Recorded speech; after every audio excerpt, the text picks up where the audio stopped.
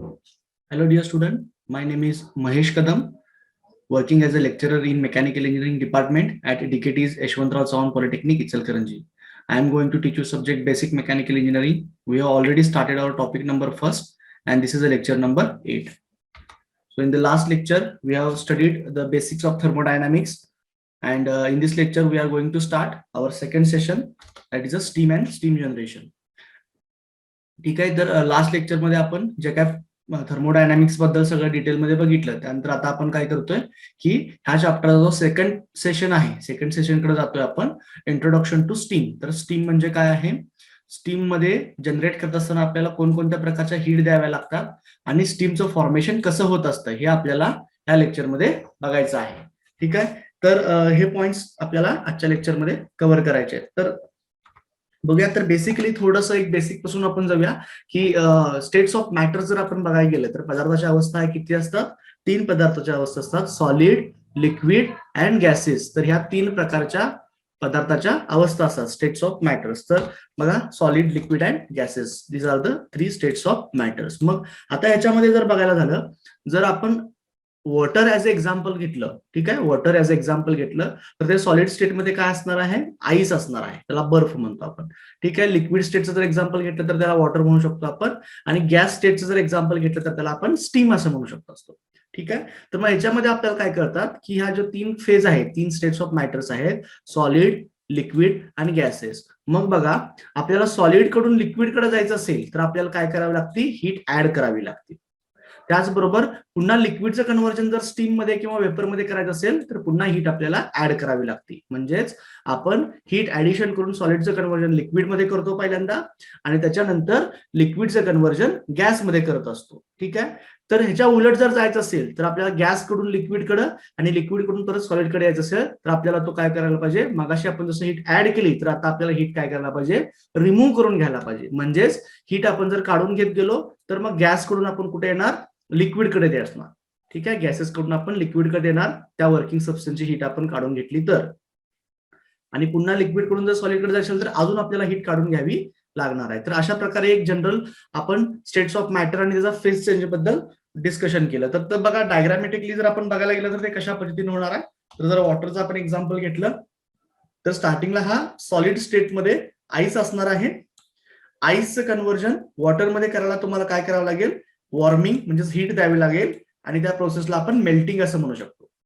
आणि पुन्हा जे काय वॉटर अवेलेबल आहे त्या वॉटरचं कन्व्हर्जन पुन्हा जर स्टीम मध्ये करायचं असेल तर परत आपल्याला हीट द्यावी लागते, ज्याला आपण इव्हॅपोरेशन किंवा वेपरायझेशन असं म्हणत असतो. ठीक आहे. तर बघा, आईस कडून वॉटर कडं आणि वॉटर कडून परत स्टीम कडं म्हणजेच गॅस स्टेट कडे जाताना आपल्याला हीट सगळी ऍड करावी लागली. आणि ह्या प्रोसेसला रिस्पेक्टिव्हली, ह्या प्रोसेसला आपण मेल्टिंग म्हणलो, ज्याच्यामध्ये आईसचं कन्व्हर्जन वॉटरमध्ये झालं आणि वॉटरचं कन्व्हर्जन स्टीम किंवा वेपर मध्ये होत असतं. त्या प्रोसेसला आपण इव्हॅपोरेटिंग किंवा वेपरायझेशन असं म्हणत होतो.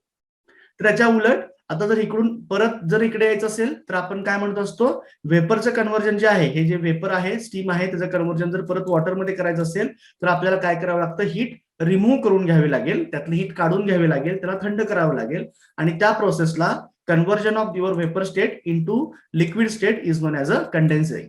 ठीक आहे. आणि हे डिव्हाइस करत असतं त्याला आपण कंडेन्सर असं म्हणत असतो. आणि पुन्हा जर वॉटरचं कन्व्हर्जन आपल्याला आईसमध्ये म्हणजेच लिक्विडचं कन्व्हर्जन जर सॉलिडमध्ये करायचं असेल तर त्या प्रोसेसला पुन्हा आपल्याला कूल करत जावं लागतं, आणि त्या प्रोसेसला आपण फ्रीजिंग असं म्हणत असतो. ठीक आहे. तर या बेसिक चेंज ऑफ स्टेट झाल्या एका स्टेट पासून दुसऱ्या स्टेटमध्ये जाण्याच्या. तर हे जर आपण इक्वेशनच्या फॉर्म मध्ये जर बघायला गेलं, बघा, जर इक्वेशनच्या फॉर्म मध्ये बघायला गेलं तर ते कशा पद्धतीने येणार आहे बघा, solid phase, ice, heat add केली तर त्याचे लिक्विड फेज मध्ये झालं म्हणजेच वॉटरमध्ये गेलं. ठीक आहे. आणि पुन्हा मग मी हीट ऍड केली तर त्या वॉटरचं म्हणजेच लिक्विड फेजचं कन्व्हर्जन तुमच्या वेपर म्हणजे स्टीम मध्ये झालं. This is a liquid addition process, heat addition process. आणि त्याच्यानंतर जर परत असेल तर मी काय करत जाणार आहे, इथे तुम्हाला ह्या क्यू जो आपण सिम्बॉल आहे हीट साठी वापरतो त्यामध्ये तुम्हाला प्लस आणि मायनस पण दिसत जाईल. इथे हीट ऍड करतोय त्यामुळे प्लस आहे, आणि हीट एक्स्ट्रॅक्ट करून घेतोय, रिमूव्ह करतोय, रिजेक्ट करतोय म्हणून तिथं काय मायनस आहे. तर त्याला आपण काय करतोय, कूल करत असतो. तर मग परत कुलिंगसाठी काय असणार आहे, अशा पद्धतीनं येणार आहे. तर हे तुम्हाला फेज चेंज समजलं. हे आपल्याला टाइप्स ऑफ हीट काय आहेत हे समजून घेण्यासाठी खूप महत्वाचं आहे. ठीक आहे. मग ह्याच्यावरून आपल्याला स्टीमला डिफाईन करता येईल का, स्टीमला डिफाईन करता येईल का? आपण कसं म्हणलो, ज्यावेळी वॉटर आहे, वॉटरला त्याच्या बॉइलिंग पॉईंट पर्यंत आपण हीट केलं आणि हीट केल्यानंतर एक गॅस स्टेट जो फॉर्म होतोय, वेपर किंवा गॅस स्टेट जी फॉर्म होते, त्यालाच आपण काय म्हणत असतो, it is known as the steam. ठीक आहे, त्याला आपण स्टीम म्हणत असतो. तर याच्यावरून मग बघा, स्टीमचे डेफिनेशन जर करायला गेले तर तुम्हाला कशा पद्धतीने करता येईल, when water is heated to the boiling point, water आपण बॉइलिंग पॉईंट पर्यंत हीट केल्यानंतर काय होईल, it is started to converting into vapour और गॅस. तो वेपर किंवा गॅस मध्ये कन्वर्ट व्हायला चालू होईल आणि त्या वेपर आणि गॅस स्टेजला आपण काय म्हणणार आहोत, it is known as a steam. तर त्याला आपण स्टीम म्हणणार आहोत. तर मग मला सांगा की आपण वॉटरला हीट केल्यानंतर ते वेपर स्टेट मध्ये गेलं आणि त्यालाच आपण स्टीम म्हणत असतो. मग बॉइलिंग पॉईंट किती आहे वॉटरचा? बॉइलिंग पॉईंट जर बघायला गेलं तर boiling point of water is 100 degree Celsius. ठीक आहे, boiling point of water is 100 degree Celsius. पण आता इथून पुढे ज्यावेळी तुम्ही बॉइलिंग पॉईंट सांगणार आहात, त्यावेळी एक महत्वाची गोष्ट लक्षात ठेवायची की बॉइलिंग पॉईंट हा प्रेशरवरती पण डिपेंड आहे. त्याच्यामुळं आता इथून पुढे आपल्याला सांगताना आपण असं सांगू शकतो की boiling point of water is 100 degree Celsius. कधी? At atmospheric pressure. ज्यावेळी तुमचं ऍटमॉस्फेरिक प्रेशर असणार आहे, त्याच वेळी तुमचं वॉटर 100 डिग्री सेल्सिअसला बॉईल होणार आहे. ठीक आहे, मग प्रेशर ज्या पद्धतीने चेंज होत जाईल त्याप्रमाणे बॉइलिंग पॉईंट मध्ये पण चेंज होणार आहे. प्रेशर जास्त असेल तर बॉइलिंग पॉईंट पण तुमचा जास्त असणार आहे. प्रेशर कमी असेल तर बॉइलिंग पॉईंट देखील कमी होणार आहे. ठीक आहे, म्हणजेच इथून पुढे सांगत असताना बॉइलिंग पॉईंट आपण कोरिलेट करणार आहोत आपल्या प्रेशर बरोबर. आणि ऍटमॉस्फेरिक प्रेशर आपण ऑलरेडी डिफाईन केले मागच्या लेक्चरमध्ये की ऍटमॉस्फेरिक गॅसेस जे आहेत आणि त्या गॅसेसमुळे जे काय असणारं प्रेशर आहे त्याला आपण ऍटमॉस्फेरिक प्रेशर असं म्हणत असतो. जनरली त्याची व्हॅल्यू जी आहे ती नियर अबाउट आपण राऊंडअप मध्ये 1 बार असं घेत असतो. ठीक आहे, तर ह्यातनं कन्क्लुजन आपण काय काढलं की बॉइलिंग पॉईंट आणि प्रेशर ह्या दोघांचं रिलेशन आहे. बॉइलिंग पॉईंट तुमचं प्रेशर जास्त असेल तर बॉइलिंग पॉईंट जास्त असणार आहे, प्रेशर कमी असेल तर बॉइलिंग पॉईंट कमी असणार आहे. म्हणजे बघा आपण असं कन्क्लूड करू शकतो, greater the pressure more energy required for liquid to boil. मग आपल्याला जास्त एनर्जी लागणार आहे लिक्विड बॉईल करण्यासाठी, therefore higher the boiling point. मग त्याप्रमाणे आपण म्हणू शकतो की आपला बॉइलिंग पॉईंट काय असणार आहे, हायर असणार आहे.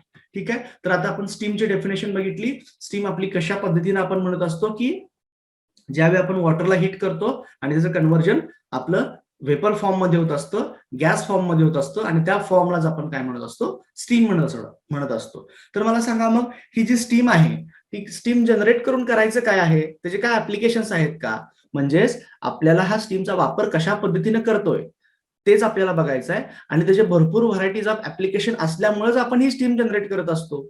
ठीक आहे, मग जर ऍप्लिकेशन पॉईंट ऑफ व्ह्यू बघायला गेलं, ठीक आहे, ऍप्लिकेशन पॉईंट ऑफ व्ह्यू बघायला गेलं तर आपल्याला काय काय ऍप्लिकेशन्स असणार आहेत बघा.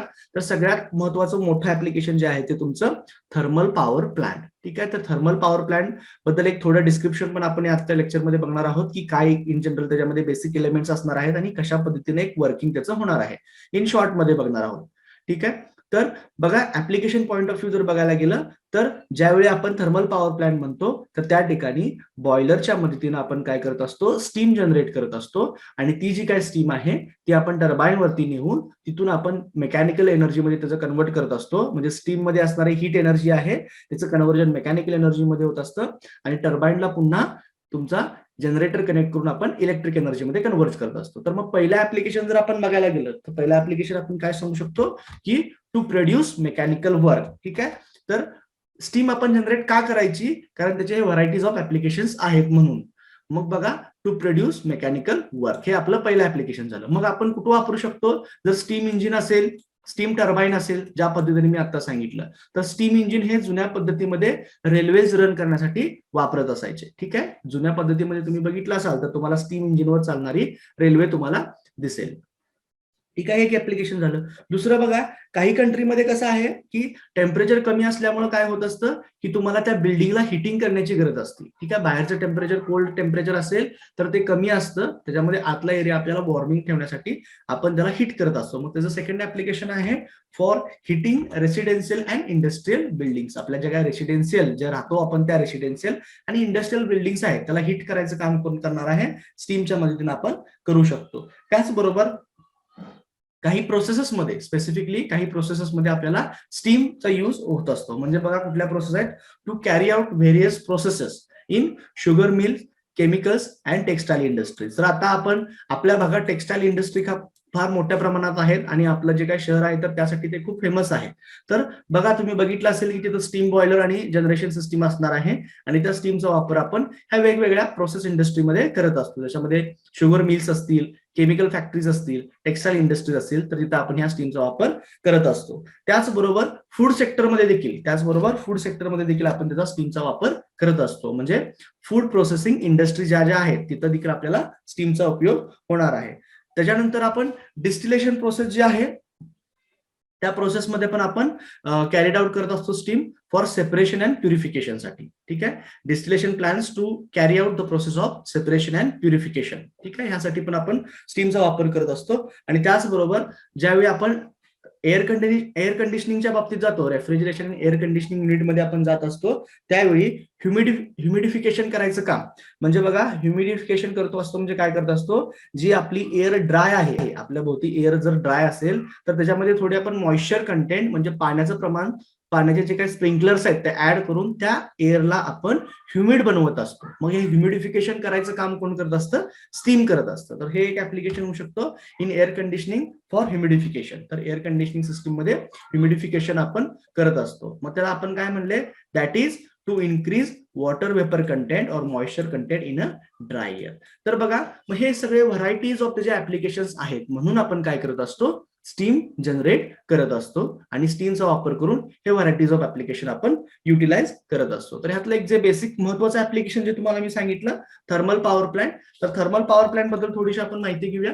तर थर्मल पॉवर प्लांट ह्याच्यामध्ये बघा की ह्याला जर डिफाईन करायचं झालं तर सिंपल वे मध्ये आपण कसं डिफाईन करू शकतो की thermal power plant is a power plant. ठीक आहे. Thermal power plant is a power plant which produces the electrical energy with the help of thermal energy. ठीक आहे. थर्मल एनर्जीचा उपयोग करून, ठीक आहे, जर आपण इलेक्ट्रिक एनर्जी प्रोड्यूस करत असेल त्या प्लांट मधनं, तर आपण त्याला काय म्हणतो असतो? थर्मल पॉवर प्लांट म्हणत असतो. तर बेसिकली बघा, ह्याचं कन्व्हर्जन होत असताना कशा पद्धतीने होणार आहे? स्टार्टिंगला तुमची जी काय स्टीम जनरेट केली जाईल त्याच्यामध्ये कुठली एनर्जी असणार आहे? त्याच्यामध्ये तुमची हीट एनर्जी असणार आहे. ठीक आहे. मग हीट एनर्जीचं कन्व्हर्जन सुरुवातीला कशामध्ये केलं जाईल? तुमच्या टर्बाईन वरती आणून ते मेकॅनिकल एनर्जीमध्ये केलं जाईल आणि मेकॅनिकल एनर्जीचं परत कन्व्हर्जन कशामध्ये केलं जाईल? इलेक्ट्रिकल एनर्जीमध्ये केलं जाईल. टर्बाईनचा जो काही शाफ्ट आहे तो शाफ्ट तुम्ही काय कराल?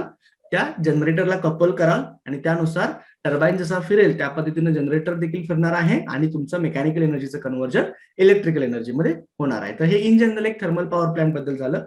आणि जर याचे बेसिक एलिमेंट्स बघायला गेलं, ठीक आहे, तर basic elements of thermal power plant जर बघायला गेलं तर त्याच्यामध्ये 4 बेसिक एलिमेंट्स असणार आहे. ठीक आहे.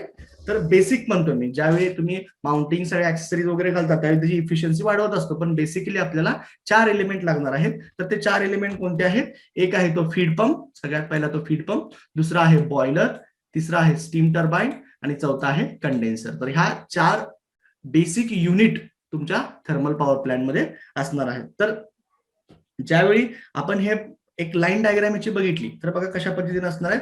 तुम्हाला जे 4 सांगितलेले एलिमेंट ते इथं असणार आहेत. जरा ऑब्झर्व करा याच्यामध्ये केअरफुली की 4 जे एलिमेंट मी तुम्हाला सांगितले, एक तुमचा फीड पंप, दुसरा बॉयलर, तिसरा स्टीम टर्बाईन आणि कंडेन्सर, त्याचं बघा कशा पद्धतीने सिक्वेन्स असणार आहे. तर तुमचा इथं फीड पंप दिसतो, इथं तुमचा बॉयलर आहे, नंतर इथे टर्बाईन आहे आणि इथे तुमचा कंडेन्सर आहे. तर हे तुमचे 4 एलिमेंट अशा पद्धतीनं प्लेस केलेले असतात. तर बघा बेसिकली जर बघायला गेलं तर आपल्याकडे वॉटर असणार आहे. ते फीड पंप काय करेल? कंटिन्युअसली वॉटर काय करेल? सप्लाय करेल. कुणाला सप्लाय करेल? बॉयलरला. मग बॉयलरमध्ये आपण क्यू इन देते, म्हणजे आपण इथे हीट एनर्जी ऍड करणार आणि तुमचं इथं जे काही लिक्विड होतं वॉटर, त्याचं कन्व्हर्जन आपण व्हेपरमध्ये करणार आणि ह्या व्हेपरलाच आपण काय म्हणत असतो? स्टीम म्हणत असतो. ठीक आहे. मग तुमचं इथं हीट एनर्जी क्रिएट झाली तुमची. मग ही जी काही एनर्जी आपण ते कुठं आणणार आहे? व्हेपर फॉर्म मधली स्टीम तुमच्या टर्बाईन मध्ये आणणार आहे. टर्बाईन काय करेल? तिथं टर्बाईन मध्ये तुमची स्टीम एक्सपांड होईल. एक्सपांड झाल्यामध्ये हीट एनर्जीचं कन्व्हर्जन तुमच्या मेकॅनिकल एनर्जीमध्ये मिळेल आणि टर्बाईनचा हा काय जो आउटपुट शाफ्ट आहे तो फिरायला लागणार आहे, रोटेट व्हायला लागणार आहे. मग इथून ह्या शाफ्टला जर आपण अशा पद्धतीने जनरेटर कपल केला तर तुमचं काय होईल? इलेक्ट्रिसिटी जनरेट होणार आहे आणि जनरेट झालेली इलेक्ट्रिसिटी तुम्ही परत पुढचं डिस्ट्रीब्यूट करणार आहात. मग ज्यावेळी इथं टर्बाईन मध्ये स्टीमचं एक्सपान्शन होणार आहे, बाहेर पडणाऱ्या स्टीमला आपण काय म्हणतो असतो? Exhaust steam. ती अजून पण व्हेपर कंडिशन मध्येच असणार आहे. ठीक आहे. मग आता आपण मगाशी बघा फेज कन्व्हर्जन मध्ये बघितलं की ज्यावेळी व्हेपरचं कन्व्हर्जन लिक्विड मध्ये होत असते त्या प्रोसेसला आपण कंडेन्सिंग प्रोसेस असं म्हणत असतोय, आणि हे डिव्हाइस जे करत असतं त्या डिव्हाइसला आपण कंडेन्सर असं म्हणत असतोय. तर मग यामध्ये बघा व्हेपर इथं येईल. मग ज्यावेळी आपल्याला व्हेपरचं कन्व्हर्जन लिक्विडमध्ये करायचं आहे त्यावेळी आपल्याला हीट काय करावी लागणार आहे, काढून टाकावे लागणार आहे, रिमूव्ह करावे लागणार आहे. मग कंडेन्सरमध्ये तेच केलं जाणार आहे. वेपरचं कन्व्हर्जन तुमच्या लिक्विडमध्ये होईल by rejecting out the heat. आपण इथं हीट काढणार आहे आणि तुमच्या स्टीमचं पुन्हा कन्व्हर्जन आपण लिक्विडमध्ये करणार आहोत, म्हणजेच वॉटरमध्ये होणार आहे. आणि पुन्हा हे आलेलं वॉटर काय होईल, परत तुम्हाला फीडबॅक दिला जाईल फीड पंपला, आणि फीड पंप कडून पुन्हा वॉटर ते कुठे जाईल, बॉयलरकडे जाईल. अशा पद्धतीने ही एक जनरल सायकल असणार आहे. आणि ह्या पूर्ण प्रोसेसमध्ये जे काही प्रमाणात वॉटर लॉस होणार आहे तिथे आपण काही मेकअप वॉटर इथं ऍड करत असतो. तर ही इन जनरल एक थर्मल पॉवर प्लांटची बेसिक प्रोसिजर झाली, की याच्यामधून तुम्हाला की कशा पद्धतीने एक प्लांट असणार आहे. म्हणजे मला यात सांगायचा उद्देश असा की स्टीम आपण जनरेट करतो, पण का करतो, त्याचे काय ऍप्लिकेशन आहे, तर त्याचं एक महत्वाचं ऍप्लिकेशन आहे. याचे अजून जे डिटेल्स आहेत ते आपण परत ज्यावेळी नेक्स्ट पुढचं पार्ट येणार आहे याच्याबद्दल डिटेलमध्ये त्यावेळी आपण बघणारच आहोत. तर इन जनरल तुम्हाला मी आता याची सगळी माहिती दिलेली आहे. आता आपण बघूया टाइप्स ऑफ हीट बद्दल. ठीक आहे. ज्यावेळी आपण फेज चेंजच्या बाबतीतलं डिस्कशन केलं होतं तर त्यामध्ये आपल्याला असं दिसून आलं की ज्यावेळी आपल्याला सॉलिड कडून लिक्विडकडे जायचं आहे आपल्याला हीट ऍड करावी लागणार आहे, आणि लिक्विड कडून गॅसकडे जायचं आहे त्यावेळी आपल्याला हीट ऍड करावी लागणार आहे, आणि उलट पद्धतीने येत असताना आपल्याला हीट रिमूव्ह करावी लागणार आहे. तर आता इथे एक महत्वाचा मुद्दा ऑब्झर्व करा. बघा, ज्यावेळी टेम्परेचर आपलं 0 डिग्री सेल्सिअस होतं, 0 डिग्री सेल्सिअस टेम्परेचर असताना ते 100 डिग्री सेल्सिअस पर्यंत वाढत जात असताना तुम्हाला काय करायला लागली, इथे एक प्रकारची हीट द्यावी लागली. म्हणजे की ज्यामध्ये जी हीट देत असताना तुमचं टेम्परेचर वाढलं आहे, मग 100 डिग्री सेल्सिअसच्या पुढे ज्यावेळी मी हीट देत होतो त्यावेळी त्याचं टेम्परेचर वाढत नव्हतं, मात्र त्याची काय होत होती, फेज चेंज होत होती. म्हणजेच लिक्विडचं कन्व्हर्जन तुमच्या व्हेपरमध्ये होत असतं. मग ह्या ठिकाणी आपल्याला दोन गोष्टी कळाल्या की ज्यावेळी 0 डिग्री सेल्सिअस पासून मी 100 डिग्री सेल्सिअस पर्यंत हीट देत असताना त्याचं टेम्परेचर वाढत गेलं, परंतु बॉइलिंग पॉइंटला एकदा रीच झाल्यानंतर पुढे ज्यावेळी मी हीट सप्लाय करायला लागलो त्यावेळी त्याचं टेम्परेचर न वाढता त्याच्यामध्ये त्याची फेज चेंज झाली. मग ह्याच्यावरून आपण दोन टाईपच्या हीट कन्क्लूड करू शकतो. जी हीट आपण पहिल्यांदा ह्या स्टार्टिंग फेज मध्ये देत होतो आणि नंतर फेज कन्व्हर्जन साठी देत होतो. ठीक आहे. तर मग दोन पद्धतीच्या हीट आपण बघणार आहोत. त्यातली पहिली हीट बघूया आपण, त्याला म्हणायचं आहे सेन्सिबल हीट. ठीक आहे. तर पहिली हीट झाली सेन्सिबल हीट. मग त्याला आपण कशा पद्धतीने डिफाईन करू शकतो सेन्सिबल हीटला, की it is a amount of heat that is sensed by the thermometer. अशा पद्धतीची हीट जो काय करेल, थर्मामीटर तुमचा सेन्स करणार आहे. मग त्याबरोबर जर डेफिनेशन जर आपण बघायला गेलं तर कशी येईल बघा डेफिनेशन त्याची. It is a type of heat, sensible heat is the type of heat which can be sensed by thermometer. की आपण थर्मामीटरच्या साह्याने काय करू शकतो, ती जी काही हीट आहे त्याला सेन्स करू शकतो. म्हणजेच ही कुठल्या टाईपची हीट येणार आहे बघा, की ज्यावेळी तुम्ही 0 डिग्री सेल्सिअस पासून होता, 0 डिग्री सेल्सिअस पासून त्याच्या बॉइलिंग पॉईंट पर्यंत जाऊपर्यंत त्याचं टेम्परेचर कंटिन्युअसली काय होत होतं, इन्क्रीज होत होतं, आणि इन्क्रीज होऊन ते चेंज होत होतं. मग जो आपण थर्मामीटरच्या साह्यानं त्याचा चेंज टेम्परेचर आपण मेजर करू शकतो, सेन्स करू शकतो, अशा हीटला म्हणायचं सेन्सिबल हीट. बघा, अशा पद्धतीनं थर्मामीटर असेल आणि तुम्ही जी काही हीट आहे ती काय करू शकताय, सेन्स करू शकताय. तर याला म्हणायचं सेन्सिबल हीट. आता बघा, हीटच्या वेळी आपण कॅल्क्युलेट करणार असतो. ठीक आहे. हीट कॅल्क्युलेट करणार असतो त्यावेळी आपण हीटचा जो काही सिम्बॉल आहे तो आपण काय केलाय, क्यू न डिनोट केलेला आहे. तर क्यू इज इक्वल्स टू कसं इक्वेशन येईल बघा, सेन्सिबल हीटचा फॉर्म्युला येणार आहे तुमचं M mass of that water CP specific heat at constant pressure and delta T. ठीक आहे. तर अशा पद्धतीचा फॉर्म्युला तुमचा येणार आहे. तर बघा, याच्यामध्ये आपण एक ऑब्झर्व करू शकतो, क्यूचा जो काय फॉर्म्युला आला, Q is equals to M CP delta T. तर अशा पद्धतीने आपण काय करू शकतो, सेन्सिबल हीट काय करू शकतो, कॅल्क्युलेट करू शकतो. तर बघा, थोडं डिटेलमध्ये बघायला गेलं तर काय असणार आहे, it can be calculated by measuring the temperature difference. आपण सेन्सिबल हीट कशी काढू शकतो, टेम्परेचर डिफरन्स किती आहे, whether heat is supplied or rejected. आणि त्याचा फॉर्म्युला काय आला बघा, M CP delta T, where M is a mass of working substance in KG. त्याच्यानंतर जो सीपी आहे, CP is a specific heat of working substance in kilo joule per KG degree Celsius और kilo joule per KG kelvin. किंवा तिसरं जे आहे ते temperature difference in degree Celsius वर केल्विन. तर अशा पद्धतीने आपण हीटचा फॉर्म्युला काय करू शकतो, डिराईव्ह करू शकतो. मग ह्याच्यामधनं कन्क्लुजन आपण काय काढायचं आहे की सेन्सिबल हीट अशा पद्धतीची हीट आहे की जी दिल्यामुळं त्या वर्किंग सबस्टन्सचं टेम्परेचर चेंज आपल्याला दिसतोय, तो आपल्याला टेम्परेचर आपण इझिली सेन्स करू शकतोय. ह्याच्यामध्ये कोणत्याही प्रकारची फेज चेंज होत नाही. मग बघा आपण असं एक कन्क्लुजन काढू शकतो की when sensible heat is supply to the water, ज्यावेळी आपण सेन्सिबल हीट सप्लाय करतो वॉटरला, इट्स टेम्परेचर इज इन्क्रीजेस, फक्त टेम्परेचर वाढत असतं, but there is no transformation of phase, but no phase transformation of water takes place, which means that, त्याचा अर्थ असा होतोय की water is remaining in the water. मग फक्त काय होईल, जर टेम्परेचर हे इन्क्रीज केलं जाणार आहे. तर आता ही एक पद्धतीची हीट झाली जी आपण वॉटरच्या बाबतीत 0 डिग्री सेल्सिअस पासून 100 डिग्री सेल्सिअस पर्यंत देणार आहे. आणि ह्या ज्या स्लॉट मध्ये देणारी जी काही हीट आहे त्याला आपण काय म्हणायचं, it is known as a sensible heat. आता पुन्हा ज्यावेळी मी 100 डिग्री सेल्सिअसच्या वरती जर हीट द्यायला चालू केली तर तुम्हाला काय ऑब्झर्व होईल की त्याचं टेम्परेचर न वाढता तो जो काय वॉटर आहे ती फेज चेंज करायला सुरू करेल. म्हणजे फेज चेंज करायला सुरू करेल म्हणजेच काय होईल, लिक्विडचं कन्व्हर्जन हळूहळू वेपरमध्ये व्हायला चालू होणार आहे. तर त्या हीटला आपण म्हणत असतो लॅटेंट हीट. बघा मग आपण पुढे जाऊया. लॅटेंट हीटला आपण कसं डिफाईन केलं की जी हीट आपण फेज चेंज करण्यासाठी वापरत असतो.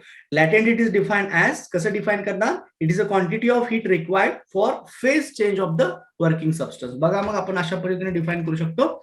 Latent heat is defined as the quantity of heat required for phase change of a working substance at a constant temperature. म्हणजे ज्यावेळी तुम्ही लॅटेंट हीट देत असताय त्यावेळी त्या वर्किंग सबस्टन्सचं टेम्परेचर न वाढता जी काय तुम्ही हीट देताय ही सगळीच्या सगळी त्याची फेज चेंज करण्यासाठी वापरली गेलेली आहे.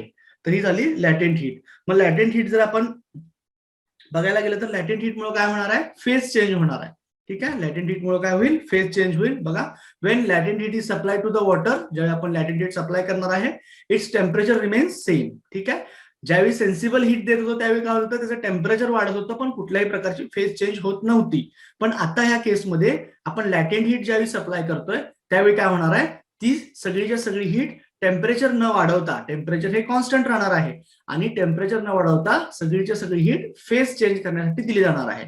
But it's phase transformation is takes place and it is converted into the vapour, म्हणजे लिक्विडचं कन्व्हर्जन वेपर मध्ये होणार आहे. फॉर एक्झाम्पल जर म्हणायला गेलं तर आपण असं म्हणू शकतो की बघा, लॅटेंट हीट ऑफ वेपरायझेशन आपण कशाला म्हणू शकतो की ज्यावेळी 1 kg वॉटर आहे, 1 kg वॉटर आपल्याला 100 degree Celsius dry saturated steam पर्यंत न्यायचं आहे. ठीक आहे, 100 डिग्री सेल्सिअसला त्याला न्यायचं आहे ड्राय सॅच्युरेटेड स्टीमला, त्याला आपण म्हणत असतो लॅटेंट हीट. ठीक आहे, तर पुढे आपण त्याचा सिम्बॉल असणार आहे तो HFG. ठीक आहे, आपण H हा एन्थाल्पीसाठी वापरत असणार आहे. तर हे सिम्बॉलच्या बद्दल आपण पुढे डिस्कशन करणार आहोत. तर आता 2 पद्धतीच्या हीट आपण समजून घेतल्या. तर अनेक ह्या डायग्राम मध्ये बघा दोन्ही हीट आपल्याला समजून येतील. तर थोडक्यात म्हणजे सेन्सिबल हीट जी आपल्याला सेन्स होऊ शकते, ज्याच्यामध्ये टेम्परेचर इन्क्रीज झालेलं किंवा डिक्रीज झालेलं आपल्याला कळत असतं, आणि ती जी काही हीट आहे ती फेज चेंज करण्यासाठी वापरत नाही, फक्त टेम्परेचर इन्क्रीज करण्यासाठी किंवा डिक्रीज करण्यासाठी वापरत असतो, त्याला आपण सेन्सिबल हीट म्हणत असतो. फॉर एक्झाम्पल म्हणजे बघा की इथं वॉटर आहे, वॉटर इनिशियली 15.6 डिग्री सेल्सिअसला असं कन्सिडर केलं आणि या वॉटरला मी पहिल्यांदा हीट द्यायला चालू केली. तर ही हीट कुठली देतोय आपण, सेन्सिबल हीट दिली. तर त्यावेळी काय होईल, त्याचं फक्त टेम्परेचर इन्क्रीज होणार आहे, वॉटर त्याच्या स्टेटमध्ये आहे असंच राहणार आहे, just it's temperature is increases. मग ते आपलं समजा 100 डिग्री सेल्सिअस पर्यंत गेलं. ठीक आहे, मग ही झाली तुमची सेन्सिबल हीट. आता इथून पुढे जर 100 डिग्री सेल्सिअस पेक्षा जास्त मी हीट द्यायला गेलो तर ती काय होणार आहे, टेम्परेचर कॉन्स्टंट राहील आणि हे जे काय वॉटर आहे त्याचं कन्व्हर्जन कशामध्ये व्हायला चालू होईल, वेपर मध्ये व्हायला चालू होईल. म्हणजे बघा कशा पद्धतीनं की हे वॉटर आहे आता 100 डिग्री सेल्सिअसला ऑलरेडी ते रीच झालेलं आहे, ऍटमॉस्फेरिक प्रेशर आहे आणि 100 डिग्री सेल्सिअसला रीच झालेला आहे. मग तिथून पुढे जी काय मी हीट देऊ ती कशासाठी युटिलाइज केली जाईल, ही जी काय हीट आहे ती त्याच्या फेज चेंज करण्यासाठी युटिलाइज केली जाईल. म्हणजेच ते जे काय आहे लिक्विड आहे त्याचं कन्व्हर्जन कशामध्ये होईल, वेपरमध्ये होणार आहे. तर अशा पद्धतीने आपण दोन्हीही स्टडी केले, लॅटेंट हीट म्हणजे काय आणि सेन्सिबल हीट म्हणजे काय. आता पुढे आपण जाऊया की हे जे होत असतं फॉर्मेशन ऑफ द स्टीम, तर ते कशा पद्धतीने होत असतं, तर त्या 3 स्टेप्स कोणकोणत्या आहेत, 3 जे स्लॉट्स कोणकोणते आहेत ते आपल्याला बघायचे. तर आपण जाऊया फॉर्मेशन ऑफ स्टीम कडे. आता बघा, बेसिकली फॉर्मेशन ऑफ स्टीम कडे जात असताना आपण काही ग्राफ काढत असतो. जसं आपण परवाच्या एकदा मागाच्या लेक्चरमध्ये आपण बघितलं की पीव्ही ग्राफ म्हणजे प्रेशर आणि व्हॉल्यूमचा ग्राफ, ज्या आपण वेगवेगळ्या प्रॉपर्टीज बघितल्या त्याच्यामध्ये समजा मग हा प्रेशर आणि व्हॉल्यूमचा डायग्राम असणार आहे, पीव्ही डायग्राम याला म्हणू शकतो. नंतर आपण दुसरं बघू शकतो टीएस डायग्राम, टेम्परेचर आणि ही एंट्रॉपी डायग्राम. ठीक आहे, पीव्ही डायग्राम झालं, टीएस डायग्राम झालं. त्याच्यानंतर आपण दुसरा ग्राफ काढू शकतो टेम्परेचर एन्थाल्पी डायग्राम. ठीक आहे, असे वेगवेगळे ग्राफ्स काढले जातात आणि या ग्राफवरती वर्किंग सबस्टन्सच्या प्रॉपर्टीज आपण स्टडी करत असतो. तर अशाच पद्धतीचा आपल्याला एक ग्राफ काढायचा आहे आपल्या सिस्टीम मध्ये. तर तो कशा पद्धतीने येणार आहे, तर ज्यावेळी आपण आता स्टीम फॉर्मेशनसाठी जो ग्राफ काढणार आहे तो कुठला डायग्राम काढणार आहे, it is temperature versus enthalpy. तर टेम्परेचर वर्सेस एन्थाल्पी आपल्याला डायग्राम याच्यामध्ये काढायचे. तर थोडंसं आपण डिस्कशन करूया बघा त्याच्यामध्ये, की बघा स्टार्टिंगला ज्यावेळी समजा मी 2 ऍक्सिस अशा पद्धतीने काढले. ठीक आहे, this is your temperature axis,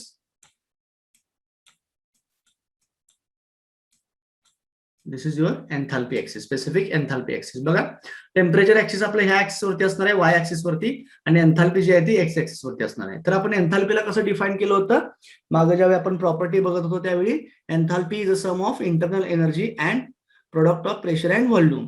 मग एखाद्या वर्किंग सबस्टन्सची त्या पॉइंटला असणारी एन्थाल्पी काय रिप्रेझेंट करत असती, की त्यावेळी त्याच्याकडे असणारा हीट कंटेंट. ही एन्थाल्पी काय रिप्रेझेंट करते, enthalpy represents heat content of that working substance at that particular point. ज्या पर्टिक्युलर पॉइंटला आपण एन्थाल्पी काढणार आहे त्या पॉइंटला त्याचा तो हीट कंटेंट रिप्रेझेंट करत असतो. ठीक आहे, तर आता आपल्याला स्टार्ट करायचं आहे 0 डिग्री सेल्सिअस पासून. बघा इथं आपण आलो 0 डिग्री सेल्सिअसला. स्टार्टिंगला काय असणार आहे तुमचा वॉटर, आपण एक्झाम्पल म्हणून घेतोय की 1 kg वॉटर, 1 kg वॉटर जे 0 डिग्री सेल्सिअसला आहे, 1 kg वॉटर जे 0 डिग्री सेल्सिअसला आहे, म्हणजेच ते आईसच्या फॉर्म मध्ये असणार आहे आणि त्याला आपल्याला स्टीम मध्ये कन्वर्ट करायचं. तर ते कशा प्रोसेसमध्ये जाणार आहे, तर पहिल्यांदा आपण इथं 0ला येईल, मग आपल्याला 0 डिग्री सेल्सिअस पासून आपण हळूहळू काय करायला लागलं, त्याला हीट द्यायला चालू केली, तर ते मेल्ट व्हायला चालू होईल. म्हणजेच काय होईल बघा, हळूहळू मेल्टिंग व्हायला चालू केली आपण, त्याचं टेम्परेचर काय लागलं, वाढायला लागलं. तर मग कशा पद्धतीने ग्राफ येईल, अशा पद्धतीने ते स्टार्ट होईल. म्हणजे टेम्परेचर त्याचं वाढत वाढत गेलेलं आहे. म्हणजे सुरुवातीला समजा इथं असेल मग 0 होतं, 10, 20, 30, 40, 50, 60 असं परत करत करत ते कुठंपर्यंत जाणार आहे, ते आपल्या बॉइलिंग पॉइंट पर्यंत ते इथंपर्यंत रीच होणार आहे. मग ही जी काय फेज झाली त्याला आपण म्हणणार आहे फेज 1 to 2. तर ह्या फेज मध्ये काय झालं, दिस इज फेज नंबर 1 आणि आपल्या बॉइलिंग पॉइंट पर्यंत जाणार आहे त्याला म्हणणार आहे आपण 2 फेज. ठीक आहे, आता हा जो काय बॉइलिंग पॉइंट आहे त्या बॉइलिंग पॉइंटलाच आपण आपल्या ह्या थर्मलच्या बेसिस काय म्हणणार आहे, it is a saturation temperature. तर आपण त्याला डिनोट करताना कसं करणार, टी फॉर टेम्परेचर आणि सॅच्युरेशन साठी SAT. ठीक आहे, आपण SAT तिथं लिहिणार आहोत. तर हे झालं त्याचं बॉइलिंग पॉइंटचं टेम्परेचर. मग इथं एकदा 100 डिग्री सेल्सिअस पर्यंत आपली हीट इथं पोहोचली, म्हणजे आपण काय केलं, 0 डिग्री सेल्सिअस पासून 100 डिग्री सेल्सिअस पर्यंत आपण गेलो.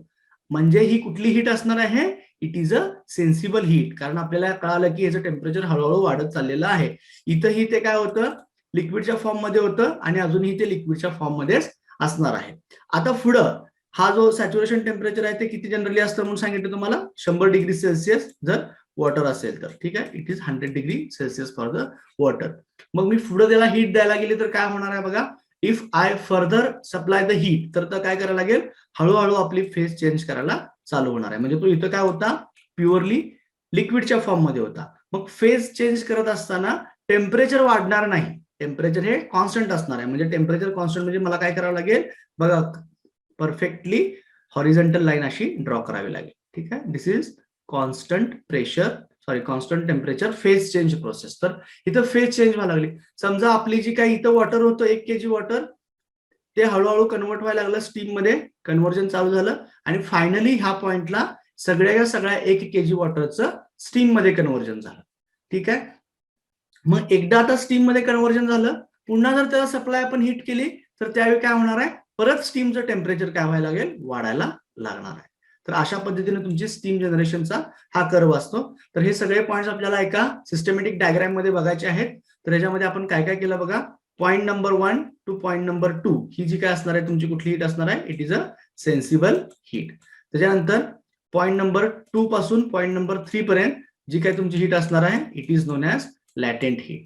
ठीक आहे, it is known as latent heat. आणि पुन्हा परत काय केलंय, पॉईंट नंबर 2 पासून परत पॉईंट नंबर 4 पर्यंत, समजा आपण एक सॅच्युरेशन टेम्परेचर इथं घेतलं त्याचं, तर पॉईंट नंबर 4 पर्यंत काय असणार आहे, it is sensible heat. Again it is sensible heat. ठीक आहे, तर मग हे जे टेम्परेचर असणार आहे जे सॅच्युरेशन टेम्परेचरला जातात आहे त्याला आपण काय म्हणत असतो, इथं टी सुपरहिटेड, हे झालं टी सॅच्युरेशन टेम्परेचर. आता आपण सुपरहीट मध्ये गेलेलो आहोत तर त्याला म्हणायचं it is known as T soup.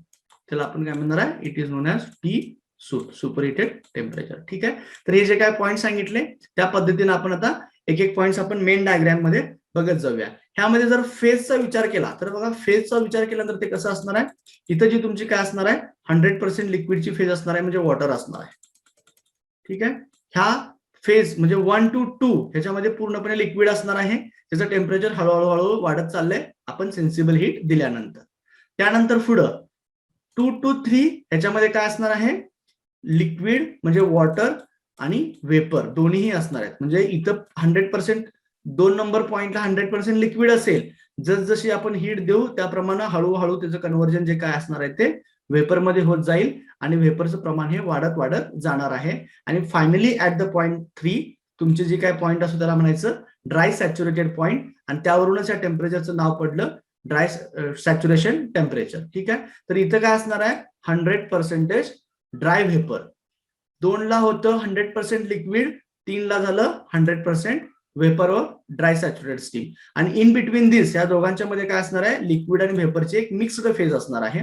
आपण लेफ्ट कडून राईट कडे जात असताना काय होईल, हळूहळू तुमच्या लिक्विडचं प्रमाण कमी होत जाईल आणि व्हेपरचं प्रमाण वाढत जाणार आहे. तर नंतर ज्यावेळी एकदा सॅच्युरेशन पॉईंट रीच झाला, ड्राय सॅच्युरेशन पॉईंट, त्याच्यानंतर परत जी काही हीट ऍड करणार आहे ती तुमची कशामध्ये जाईल, it is in the sensible heat, म्हणजे त्याला आपण म्हणत असतो डिग्री ऑफ सुपरहीट. ठीक आहे, पुढे आपण ते बघणार आहोत. तर हे सगळं जे काही डिस्कशन आपण केलं ते आता आपण एका डायग्राम मध्ये करूया. आपण एक्झाम्पल म्हणून काय घेत होतं की आपल्याला 1 kg स्टीम 1 kg वॉटर घ्यायचं आहे 100 डिग्री सेल्सिअस पर्यंत न्यायचं आहे. बघा, लेट 1 kg ऑफ वॉटर, आपल्याला काय करायचं आहे 1 kg of water at 0 degree Celsius. 0 degree Celsius म्हणजे ते आता आईसच्या फॉर्म मध्ये असणार आहे, ऍट ऍटमॉस्फेरिक प्रेशर, जे ऍटमॉस्फेरिक प्रेशर कंडिशनला आहे, आणि त्याला आपल्याला काय करायचं आहे, कन्वर्ट करायचं आहे. कशात कन्वर्ट करायचं आहे, स्टीम मध्ये कन्वर्ट करायचं. तर त्यासाठी जो काय ग्राफ असणार आहे तो बघा, मगाशी मी एक्सप्लेन केला तो असा येणार आहे. तर हे सगळे पॉईंट्स तुम्हाला मी आता दाखवतोय.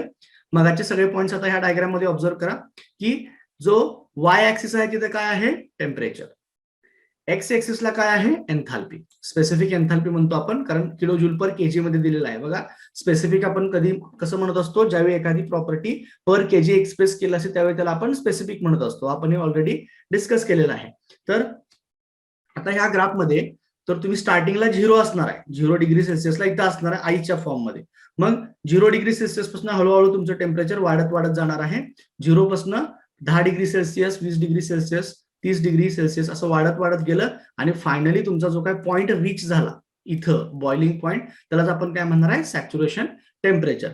तिथपर्यंत एकदा पोहोचली हीट, मग फेज 1 to 2 ह्या मध्ये जे काय आपण हीट देत असतो त्याला काय म्हणायचं, it is known as a sensible heat. जी सेन्स झाली आपल्याला, त्याचं टेम्परेचर राईज होते ते आपल्याला दिसलेलं आहे.